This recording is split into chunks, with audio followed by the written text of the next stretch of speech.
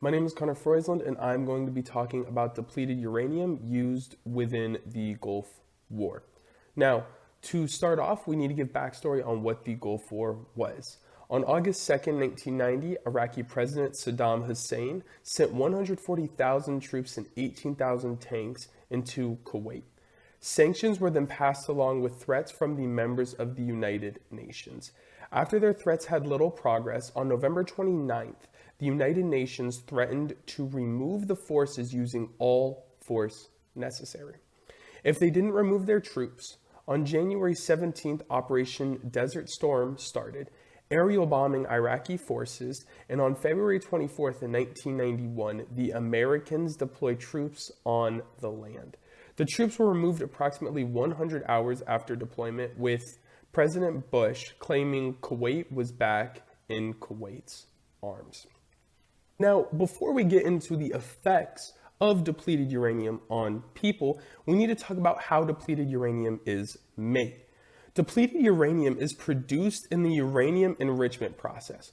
When uranium-235 or U-235 is extracted from natural uranium to concentrate the isotope. When it comes to depleted uranium, we need to talk about the effects that it had on the Gulf War. We can see that from this picture here. The ammunition made from depleted uranium would go through the tank. While many other types of ammunition would hit it and become blunt, depleted uranium would hit it and actually sharpen. It would then go through and set the whole tank on fire. In many instances, this would end in a massive explosion.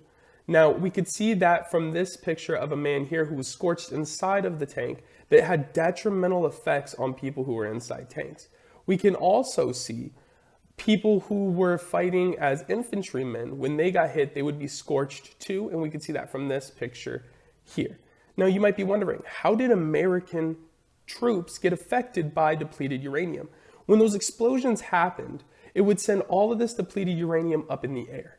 And soldiers fighting for the American side would come through this and they would breathe in all of this depleted uranium, having long-lasting effects that we're going to get into later. Of the long-lasting effects that it had on American soldiers, and then get into Iraqi soldiers.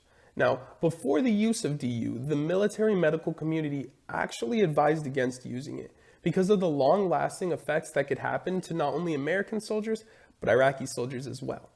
When debris fell on soldiers, they were told not to worry about it.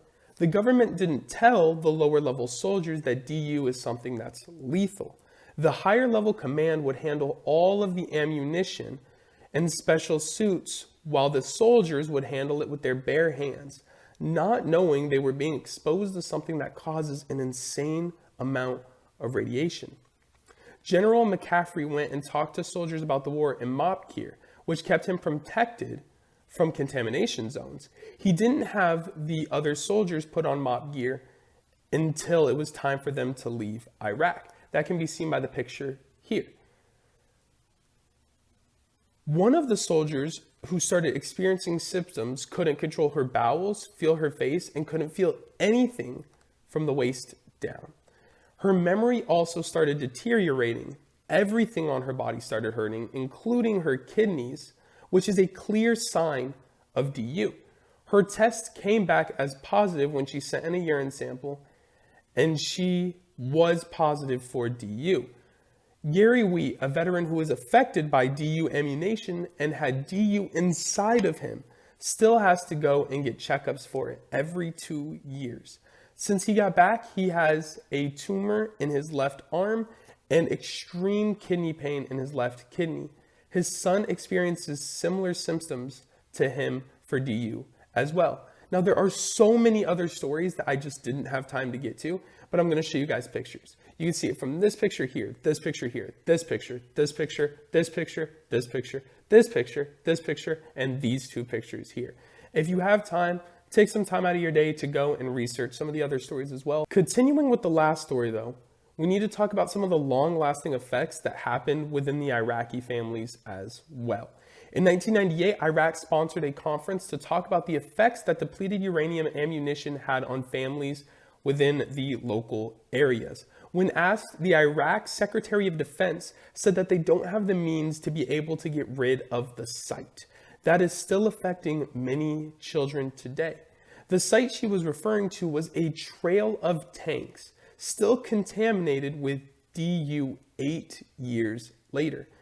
Now, all of this can be attributed to a cancer rate that is 10 times higher than the cancer rate before the war and before DU was involved within ammunition. Doctors in Iraq have discovered that depleted uranium is one of the leading causes for deformities and cancers within locals and children. These deformities and cancers have been found in American children as well. Dr. Sigwart Horst Gunther, an epidemiologist, did a comparison of the children in Iraq and America who were suffering from DU birth defects and found that they were experiencing the same effects.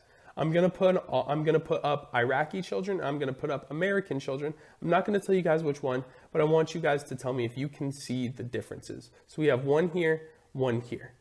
Now, many people ask, why didn't the veterans or active military servicemen sue the government for these crimes? Now, veterans and veterans' offspring are not allowed to sue the government, but they can file claims with the VA. If they have any medical emergencies or issues when it comes to medical, they go through the VA and make claims through the VA, but they cannot actually sue the government. Overall, I had a great time doing this project, and I advise anybody who wants to learn more about DU to actually go and look it up, because there's so much information that I wasn't able to include within this presentation, like how DU is still used within the military today, but they had to dial it back because of the effects that it was having on the military personnel.